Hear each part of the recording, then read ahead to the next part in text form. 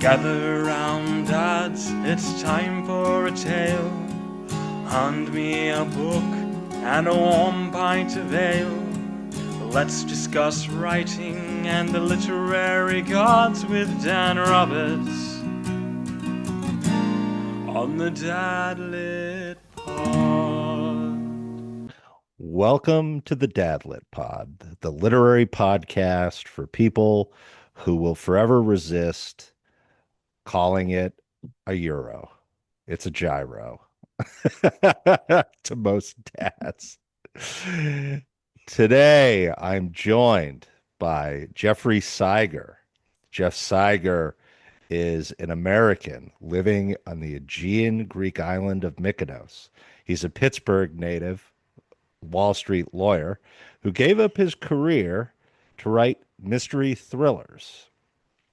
His novels are aimed at exploring serious societal issues, confronting modern day Greece in a tell it like it is style while touching upon the country's ancient roots. The New York Times Book Review has honored Jeffrey Siger by designating him as Greece's thriller novelist of record, and the Greek government's General Secretariat of Media and Communications has selected him as one of 6 authors and the only American writing mysteries that serve as a guide to Greece. In addition, I believe, Jeff, you've been honored by BoucherCon. Well, yes, I was chairman of BoucherCon for 2 terms, which is an honor in and of itself. Yeah. And it's a pleasure to have you here on the Dadlit Pod to talk about your Andrea Kaldis. Kaldis. Yeah, I'm trying not to confuse Kaldis with Virgil Colvin and Alex's book.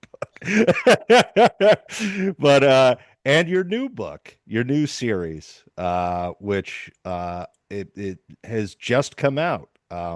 The Redacted Man, A Study in Secrets. Yes, that's correct. So thank you for joining me. Thank you for having me. Looking forward to it. You're a So, legend in your own place. yeah. As are you. So Alex introduced me to your work, He's a Alex good guy. Marriott, who also writes Greek oriented, Greek culturally oriented mysteries with his Virgil Colvin series. And he sent me a bunch of Jeff Sigers.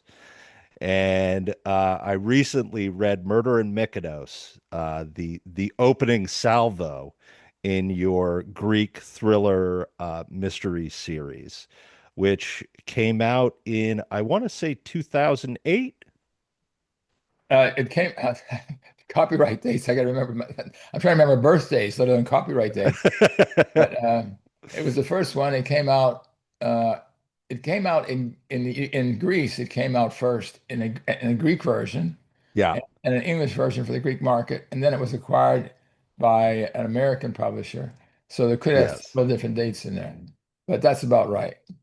So, what possessed you to leave a lucrative existence in the United States to, I mean, go to Greece and write thriller and mystery novels? Well, I had fallen in love with Greece, and I'd been there for many years, and I wanted to write a book about Greece that explained its societal, political, and cultural uh, ambiguities. And I figured that the best way to do it would be through a murder mystery. Hmm. And when people ask why I think that, I said, well, let's think of what the purpose of a murder mystery is. It's to restore order to a fractured society. Hmm. Because you start off with a crime that is as heinous to cultures as you could possibly have, murder. And you wish to, so when you get out there and you're trying to explain it away or explain what happened, you're heading towards a resolution where you have a fulfillment. Like you have the opening, you have the structure, and then you have the conclusion. And the conclusion is basically always optimistic. Because Hmm. even in a noir novel, there is a resolution at the end for in some way for one of the for the protagonist. Hmm. Be the perfect one. But when you have that finish, it's optimistic. And people are looking for optimism in a world which seems to have no end of pessimism. And so I felt that was the way I wanted to go with it.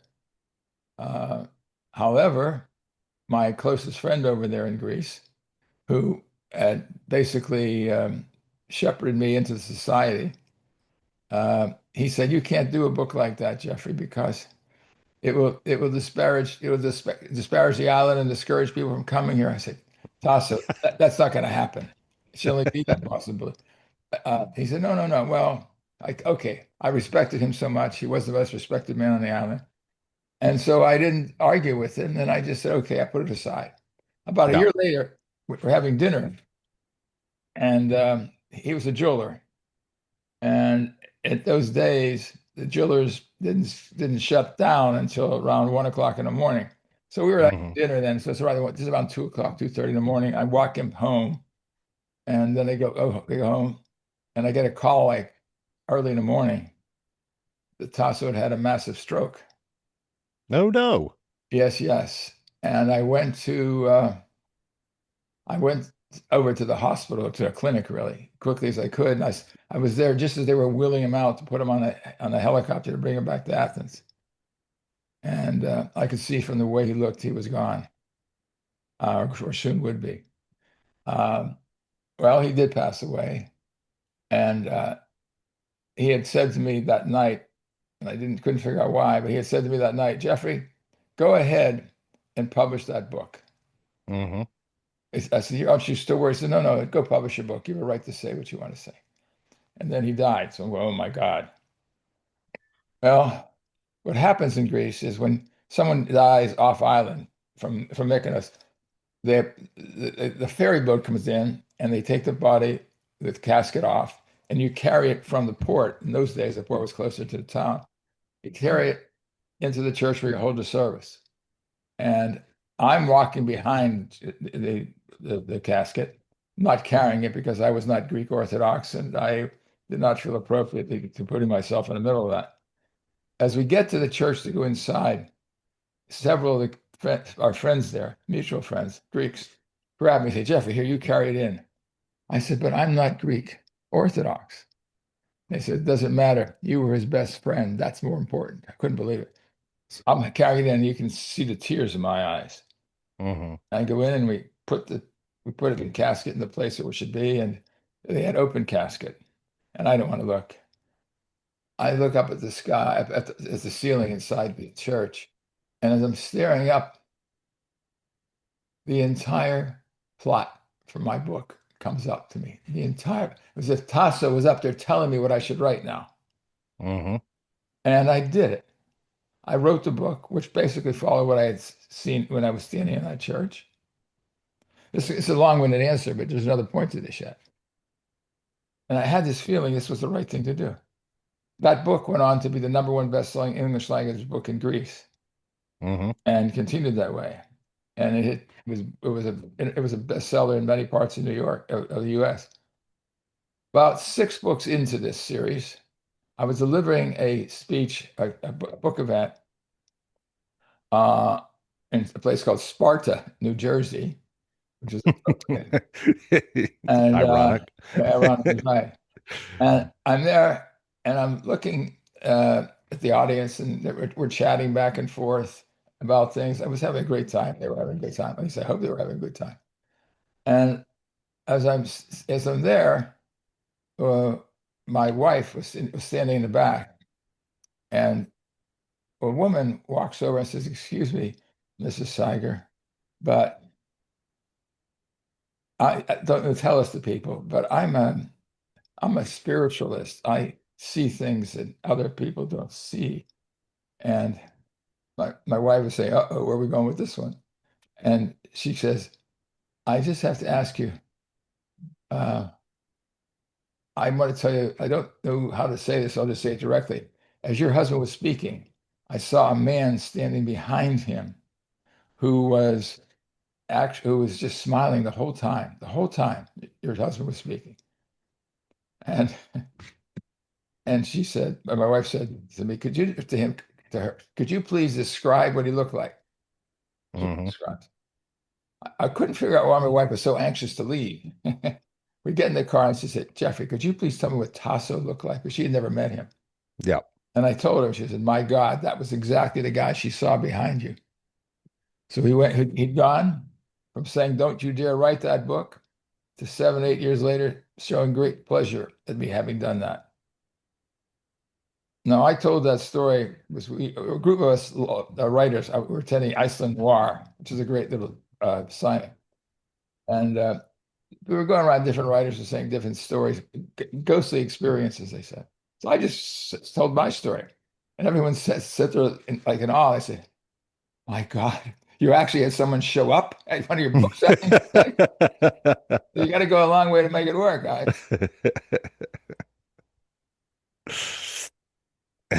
Well, that's great. That's quite an experience. Yes. So you would say that you were inspired by friendship, love, and an affinity for Greece. Yeah, I wanted to tell stories that really did more than just talk about a beautiful taverna with flowers growing everywhere. I Yeah. wanted to get into the character, the culture, what drives it. Hmm. I was also told, truthfully, that locals would be upset, but they weren't. They clamored to want to be included in the books, and would even go so far as to beg me to put them in the book, or at least say publicly that I was a character. I said, but they're all villains. She said, I don't care if a villain people respect more.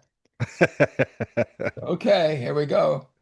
So it's been a great it's been a great love affair, and also interesting because people want to talk to writers. Sometimes they can't figure out Yes. why. They want to talk to writers. And especially the way, and admittedly exploited that because I made sure to be at the bars when they were drunkest. Yes. And I said, oh, there's the writer. Let's tell them about my story with my father. And some of the stories they told me all served as a basis for some of my books. It's crazy what they do. But there was one experience in particular.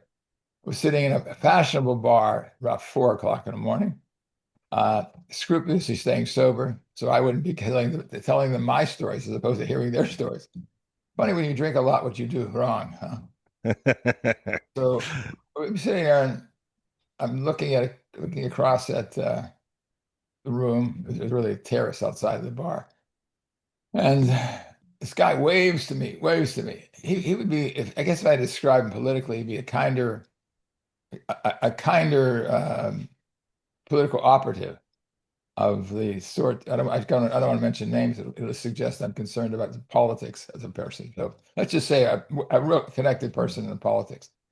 And he said, Jeffrey, I want you to meet somebody. He's going to give you great ideas for a new story. And I said, okay. And he said, listen, I'm just going to tell you something.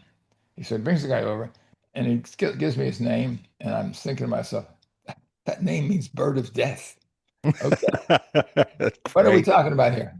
And he goes, well, I just want you to know, he did a favor for us some time ago.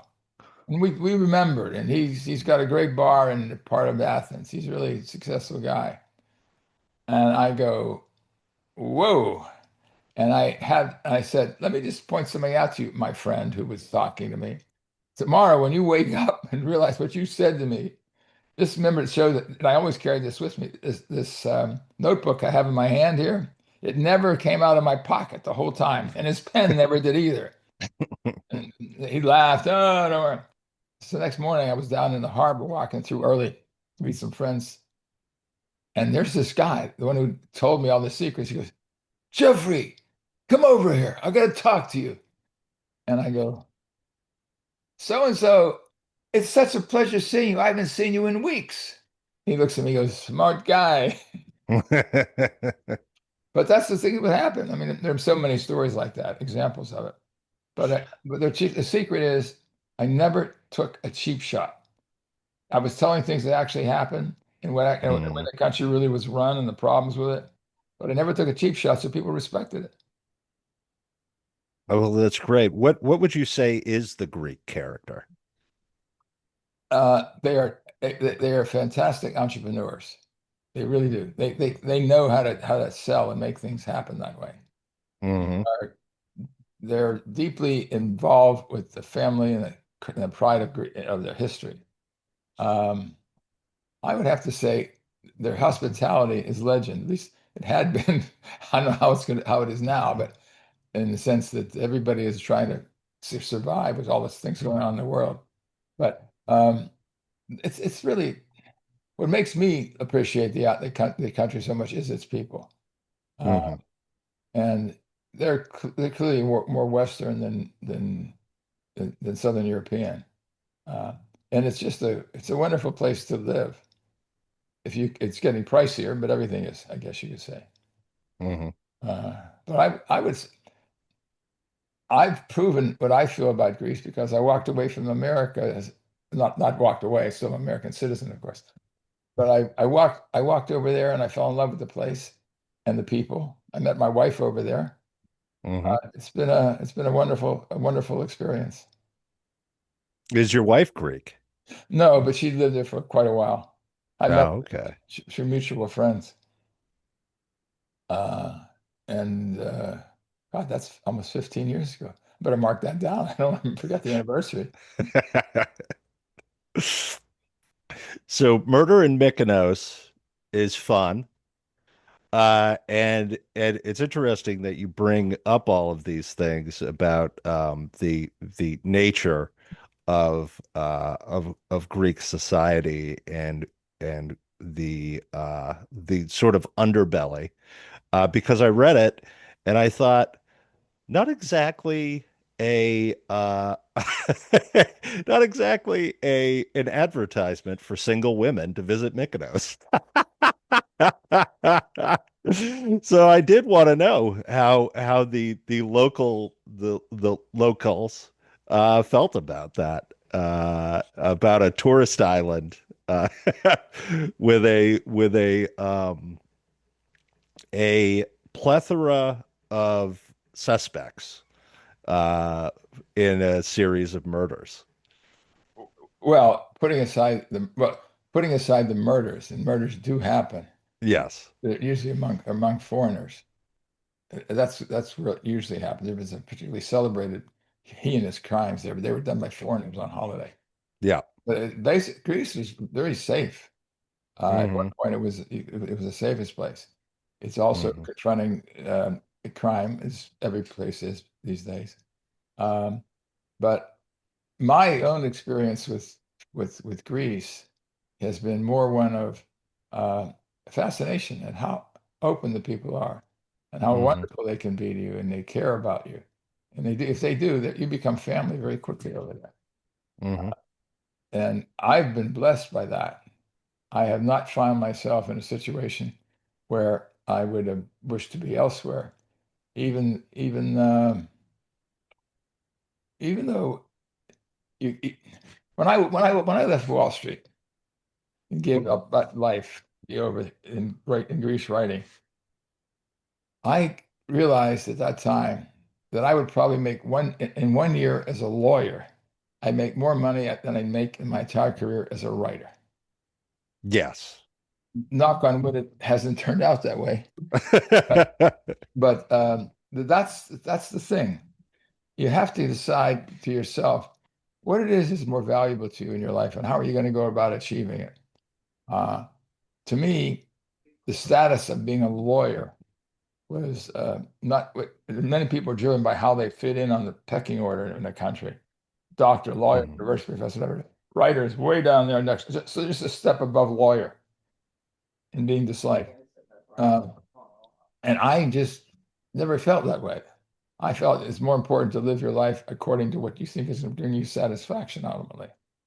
Hmm. And And I, and you've found that satisfaction? yes, I have.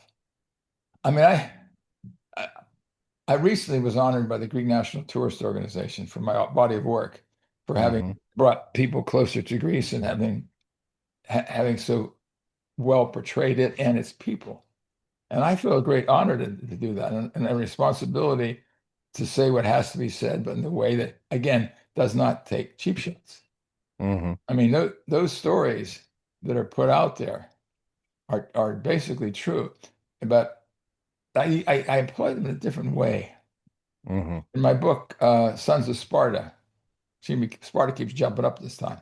Um, it opens with it opens with a scene that is based upon this story that was written to me by a fan who said this was a story of her family. And that was, there was a young man in the Mani area. And the Mani is where the Mani is the deep Mani is considered some of the toughest people on earth. In fact, the Germans never came and tried to invade the Mani. They said, you guys can stay there and kill each other. We don't want to, we won't even come down there. Um, but they have a celebrated feeling about themselves and understood they have certain strict rules. And this young man is probably in the, I guess, the early 1900s. He was studying medicine in Athens, and he got a notice from his father, the message, come home immediately. So being the observant son, he did that. He came home, and he shows up inside at this family home, and they're out on the terrace in the garden. And there's this, the medical student is back. His sister is there, his father, his mother, and another young man. And the father says to the son, you have to, your sister has just told us that she is with child, and the boy who is responsible is here and he wants to marry her. I want you to kill her and kill him. I'm thinking, whoa. I knew there was vendetta there, but whoa. And he immediately in that spot, he killed his sister. And he had to chase down and find the lover. Well, he Mm-hmm. did find him as he was getting on a boat and killed him there. He didn't run away or hide. He went right on, he admitted it and went into court trial. And as the judge was about to pronounce sentence, a woman in the audience stands up who happens to be the mother of the judge and said, before you make your decision, remember you did the same thing to your sister. That guess what? That ended up he walked away from it. Mm-hmm. It was an honor killing. Well, I read that and I said, whoa, it was a great thought. But people thought I was going to take that thought and run it through the book to take the whole story all the way up to that poignant ending, that final courtroom scene. But what I did is that I opened the book with that series. Mm-hmm. Then what my book became was what happened to that judge and what happened to that killer after this had happened. And the story took off from there and spread all out the different things. So that idea that was offered to me by friends helped me open up an entire new exploration of an aspect of the culture of the Greeks. And it just varies from place to place too. I'm getting really long. You get me to say a lot of things I didn't think I'd ever say. Well, I was going to ask how you keep things fresh. You've done 14 books with Call This Mysteries, Yes, 14 books, and I'm working on a 15th. and you're working on a 15th. So it sounds to me like Greece presents itself with its provincial um areas with a lot of options for mystery and intrigue. Would you say that that's correct? Oh, absolutely. I mean, look, it's the birthplace of democracy. It is it is it's you have the great playwrights, the great thinkers. They all came through Greece or were part of Hmm. Greece. It is there's no place on earth closer to the hottest spots in earth who are in Europe than Greece. Greece is right. Hmm. It's the core of everything. North Africa to the east, to the west, you have the Italians. Hmm. So you have basically in the north. So they're right in the heart of all this. And there's all kinds of stories you can play through. Graham Greene, that thing going there. Athens, by the way, is becoming the hot metropolitan city in Europe. Hmm. Athens is just taking off like that. Uh, there are 11 million people approximately in Greece, which maybe a little less than half live in Athens. And each island is very different. and you can find many stories that can fit in there. Uh, in my books about Greece require a lot of research on the culture, on the locale, on the ideas and the thinking of that island or that mainland town. And that requires a lot of research. Hmm. The a secret because it has external things about it. You want to make sure you don't want to talk about the tides of the Aegean because Aegean has no tides. So if you say that, you lost all your credibility in your book. And so it has to really fix on something that is going to be important to the reader, but also practical. It Hmm. makes sense. And I find that Greece just sort of naturally opens up to me. It speaks to me. So I wait until it decides to talk, and then I start to write. And then the characters take over. And the characters take me everywhere. Hmm. It's intensely character driven. But one of the characters is the particular part of Greece where it's taking place, because that impacts it, the castles, all these sorts of places. In a study in secrets, it is intensely driven by the characters, their backstories, their foibles. That's what drives it, and it's getting tremendous reviews for its studies of the human condition, so to speak. And I've been wanting to write that book now for a dozen years, and it finally all came together. And having come together, I'm really proud of how it's turned out. And I'm looking forward to being able to sometime return to Houston to finish up my interview there. Yeah. So, what inspired you to change it up and do a study in secrets, and why did it take so long to put that book out? Well, I was originally I Well, I actually, forgive me. What? Tell me about a study in secrets. What is what we? It's different from the Kaldis series. well the, this particular story is about it has as its protagonist a well, let's put it this way, as several reviewers have called it, it's called an octogenarian reacher. Hmm. I can't get any better than that. This is Drop the true. mic. Thank you. I'll take that. Uh, Lead child to eat your heart out. yeah, exactly. Yes. That'll teach Jim Grant. But anyway, uh, at this particular point, I'm still I'm still in the blush of the reviews that are coming out about something, that project that I always felt I wanted to write. And I Hmm. went back to wanting to write it as a child. I won't go back to prior to being born, but as a child, I thought I'd be a writer. Uh, Hmm. but things happened where I realized I wanted to make a living too. It was more, Yeah. I came from Depression era parents who were only concerned about helping their children, with my two Mhm. and I. And I won a national art award as a kid for sculpture. And my father said, and I said I wanted to become a sculptor. He said, not a good idea. If you want to eat, go become a professional. And then I wanted to become a writer. He said, same story. And so I decided, opted. I went thinking I'd be a doctor, and I came out being a lawyer because it seemed closer to being able to do something without having to memorize what part of the body my bones were in. I don't know. So you get a little more creative than if you're dealing with life and death. So having done that, I received a complete set of all of the Holmes books, the Holmes novels, and I think it's 56, 57 short stories. And I was gonna when I injured myself, I no, I'm sorry. I had received it, but I didn't read it then because it looked like a prodigious effort to undertake to read that. Yes. I was about 12 or 13. So I put it aside. And years later, I had injured my back playing ball, and I was in that time I was working Wall Street, and I was confined to bed. So I picked up the book and I read it. I read straight through.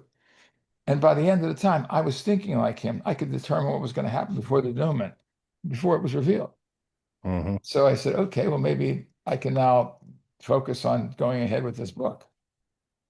And what I envisioned was this tall, slim, athletic, he's not an octogenarian yet, septuagenarian. He's about 70 years, in his 70s, who lived a reclusive life. He was partially handicapped, lived a reclusive life in elegance and wealthy money.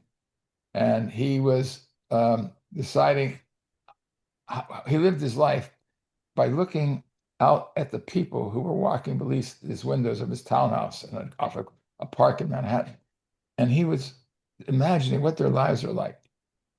And he would think about it, and that would work it into his mind. And when the people left the park, they realized, he didn't realize then, but they went back to living their lives as it really was being lived. And what I had in mind is I wanted to have the two come together at some point, the real and the perceived, into an imagined one. And this is what happened. The result of it is that I'm now in a position where I have 3 characters who turn out to be 9 characters if you look at the different personalities and how they came together. But I couldn't quite figure out how to make it happen. And then one day, I was having lunch with some friends from England at a taverna, one of my favorites in Greece, in Mykonos. And my friend, the mother, she was there with her 3 kids. The mother said, "So how's your newest Greek book going?" And so I answered the question. And then this 12-year-old kid says, "Mr. Jeffrey, what else are you working on?" And so I started explaining this book to him. And he asked me questions about it, questions that would really make the most vigorous editor blush. I couldn't believe it. And I was really impressed with him. He's 12 years old, asking these insightful questions. 2 years later, we're literally eating again in the same taverna. And his name was Dimitri. And my friends, the mother again asked me, "Well, how's your book going?" "Fine." And he said, "So how's your book going?" And I said, "I just said my book." "No, I mean the other book." And I said, "You mean which one? The one about the old Sherlock Holmes type of figure?" "Yes." And I told him that I was hung up. He said, "Well, I've been thinking about it since we last met. And I think your problem is you have too many characters in here. You're trying to do so much. And because you're getting so many characters, you're getting stuck in that creation." I'm looking at this 14-year-old kid saying, "My God, he's answered the question. He's answered the question." And so from there, I wrote the book that way. And the problem after that became one of, you have a very successful series out there, and publishers are reluctant to take a risk to walking away from a successful series for one that you don't know what's going to happen, because it could dilute the name of the writer and all this sort of thing. Yeah. But ultimately, my new publisher, they loved the book. They loved they also released just now the entire back series in a paperback format. The whole thing has come back, so the entire back list is available. And all that just came about because I was just thinking as a kid that I wanted to be a writer. Directly, it all came out that way. You're making me go down memory lane here. Well, this is what the Dad Lit Pod does. Well, my dad kept me from doing this, kept me from doing that, and he was absolutely right. Yeah, told you to wait. He said, "Don't do this, don't do this."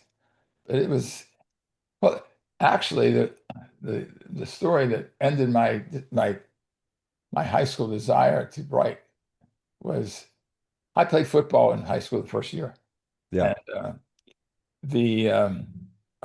after a particularly ignominious loss, the mother of one of our best players came in to the locker room, grabbed him by his ear, and said, "You're not going to play for this terrible team. You got a scholarship to Penn. Get out of here." And everybody in the locker room wished their mothers would come and pull us off that terrible team. But then that was probably September, October. In May, I was in an advanced English class, and the teacher says, "I want you all to sit here and listen to this essay that's written by one of your students who's graduating this year. And if you work hard, you'll be able to write like he does." So out comes this guy. He was the fullback, the halfback, and starts to read. And as he's reading, I go, "Oh my God, I could never write like that. Mm. There must be a million people who can write that way." Because you never imagine the people you know are going to be the ones who start it. But he goes, "Oh, I can't believe it." And so I said, "Well, it's not worth it. I better find a job some other way to make a living because I can't compete with this." Well, it turns out that even with all the success I've had, but I still never be better than this guy. Because the guy turns out to be John Edgar Wideman, who is one of America's leading literary figures. He's won so many awards. I think he's gotten two Genius Awards. So it taught me, do not assume that when you meet somebody who seems to walk on water, that he really doesn't. Because I Yeah, I have to say I had that similarly kept me from writing for most of my life was this sort of perception that I wouldn't ever be that good or as good as my favorites.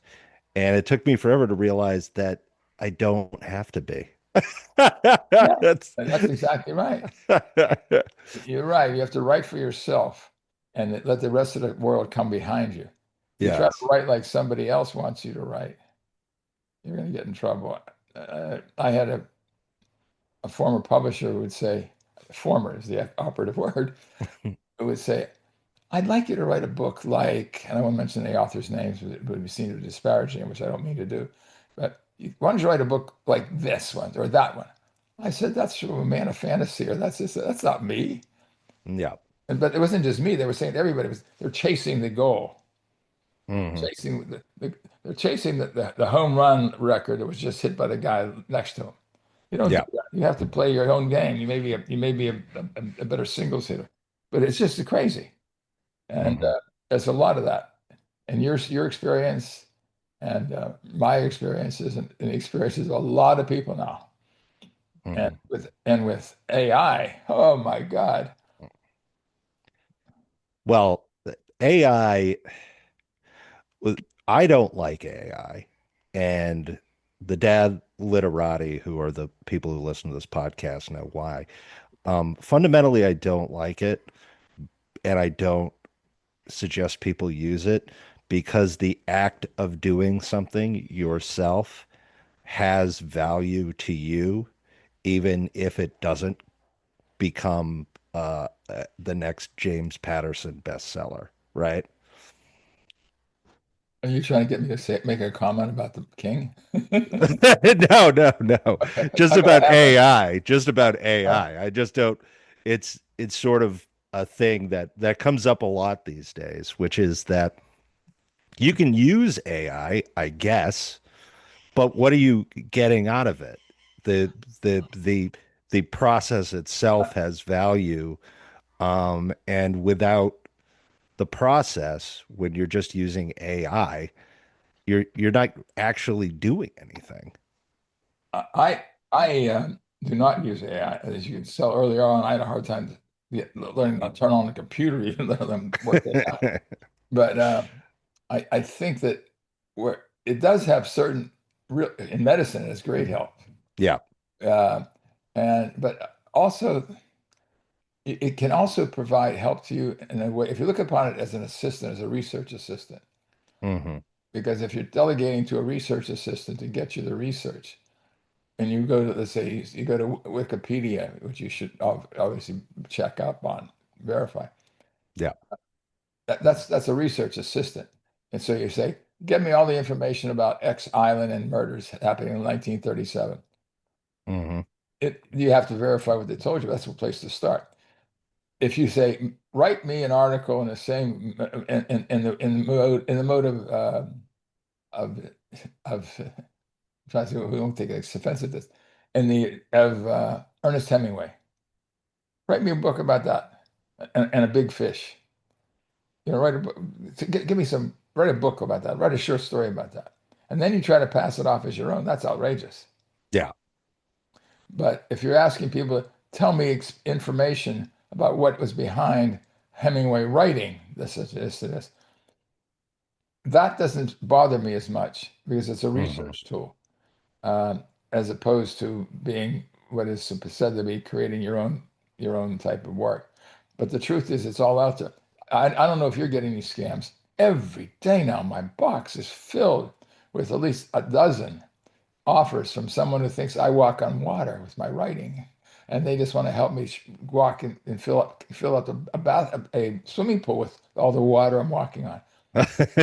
And can I please reach out to them so they can help me be a better writer and better? It's all hustle. Yeah. It's a major scam. Uh, and I'll take that on if anybody wants to challenge me. Good. As another thing that differs in my life now. When I was a lawyer, before you decide to sue me, guys, when I was a lawyer, uh, I never had anyone ask for my autograph, except on a subpoena or a summons. And now when I get it, so I feel blessed. I feel blessed. People say, "Can I have your autograph?" Just move right here, right above where it says "Pay to the order of." Just The so who does Jeff Siger read when he's not writing in the contemporary mystery and thriller world? and then contemporary mysteries of the world. Yeah. Well, I, when asked that question, I just have to figure which people I don't want to offend by not having included them. And so what I really usually answer, and I think it's true, is I I read I read many of the books written by my colleagues at Murders Everywhere, which is a blog I've been writing now for 15 years on it covers it's called Murders Everywhere, and it covers not our own books as we write them, but about the places we write about, generally that. Yeah. So, and we've had a long, distinguished history of people who've been on that panel, and I write every Saturday. Others write now. There's some alternate, but there's now about 12 of us who write, and I read their books. I also find myself reading the books of people when I'm monitoring a session at a book event. So that's what it'd be. My favorite writers were Tom Perry, who passed away recently. Really loved his stuff. He was a good friend too. Um, and we have well, my famous Cormac McCarthy is my favorite. He's not considered to be a crime writer specifically, but I love his stuff. There's no one who describes a villain better than he does. It's Judge Holden in Blood Meridian is just fabulous. Hmm. In reading his books, it's sort of like a heavy chocolate cake. You can't eat it all in one sitting. Yeah, I just started All the Pretty Horses. Yeah, well, all the pretty horses. He's toned it down a bit. He's made it less less uh, uh, less demanding on your intellect. Yeah. I'm not saying you don't have a developed intellect. Don't misunderstand me. But he did all of them. He had the Suttree and others, and I read them all a while ago. But every once in a while I do read uh, Blood Meridian every once in a while. But that's just the Judge Holder is just a fabulous character. Hmm. Fabulous character. Um, and as far as let's talk about new people I've read. Marshall Karp, I like his work. Marshall Karp. Let me see, who else is there? Well, I like Ragnar Jonasson, Yrsa Sigurðardóttir, those are the Iceland crew. Uh, I remember when Ragnar asked me to blurb his first book in America, Snowblind. And so I did it. He's a friend, and I like him. I like his writing. And next thing I knew, my name was on the cover of a international bestseller. And it wasn't my name as the author; it was my name as the blurber. So that was funny. I told him that. Uh, it's there's so many great people you meet and continue to meet in uh, in the country who in the arts as I go across the country, and it's just fun. And that's what life has to be about. You got to do something that's going to make you happy. And what you're doing, it makes you happy. It also has to be a task that is going to allow you to live the life you want to live financially. Hmm. If you want to go off and just be play guitar in the middle of the street for quarters, if you want to do that, you just have to assume you feel you can live on those quarters. But otherwise, you got to don't give up your day job, folks. Um, that was the seminal point. I gave a talk to the London School of Economics club that tries to get people who are into the finance aspect to keep up their interest in the arts. And Hmm. so the question I was asked is, how do you do this or that? So you don't do that. It doesn't happen.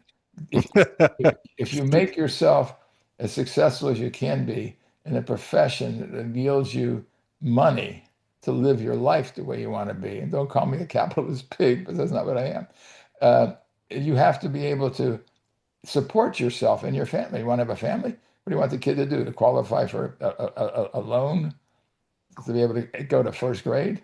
You want to make sure that you're comfortable with how your life and a lot of your family will be if you decide to take off on that. I luckily Hmm. was able to develop enough of a success as a lawyer that I could then decide, okay, that's it. I can live like this.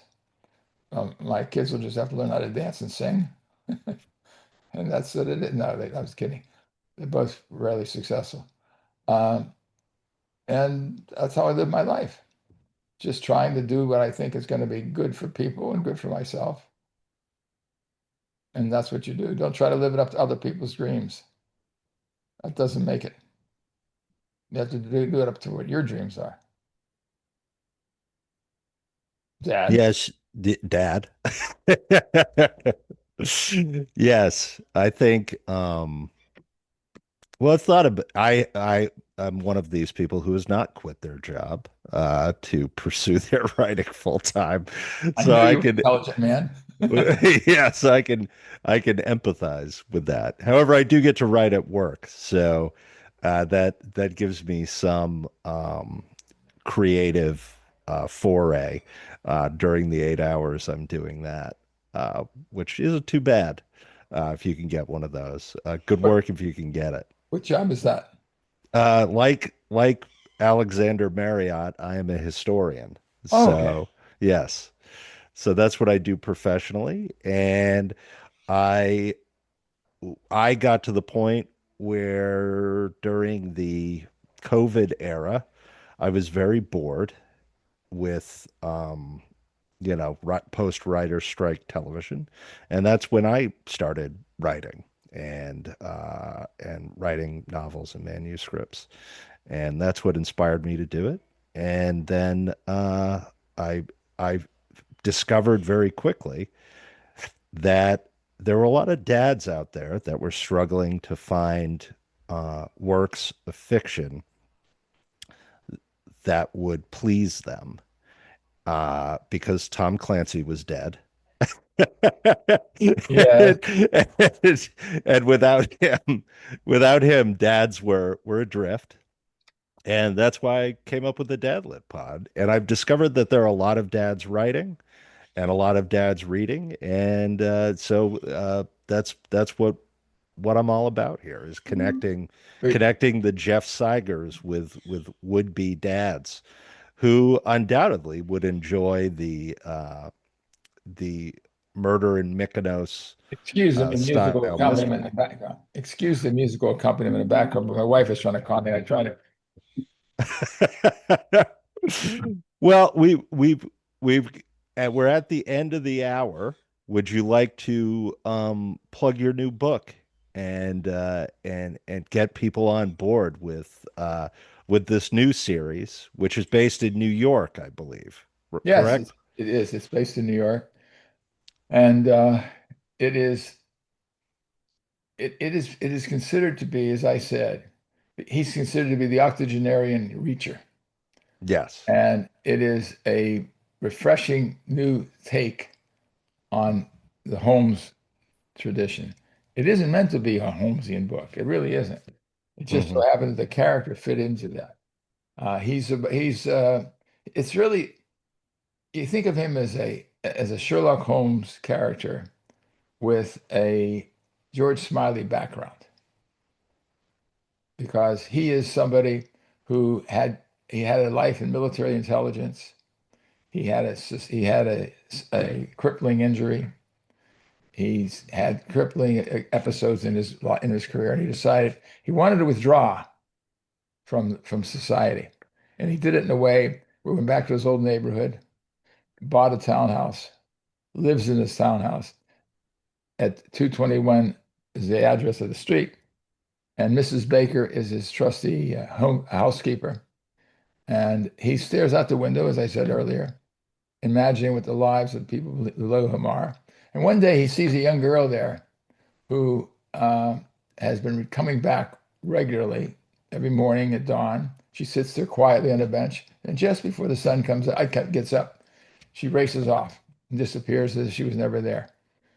And a couple weeks into this, he notices that she's in a situation which could mean serious injury to her. She's at risk. And what he does is he feels this is the time to get involved.